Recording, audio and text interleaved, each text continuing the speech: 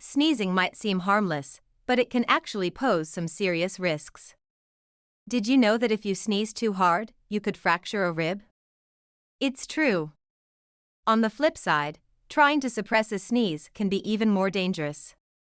Blocking that natural reflex can lead to ruptured blood vessels in your head or neck, and in extreme cases, it could even be fatal. When you hold back a sneeze, the pressure has to go somewhere. It can rupture your eardrums, irritate your throat, or, in the worst-case scenario, cause blood vessels in your brain or eyes to rupture. So, the next time you feel a sneeze coming on, remember, it's better to let it out than to risk serious injury. Your body knows what it needs to do, don't fight it.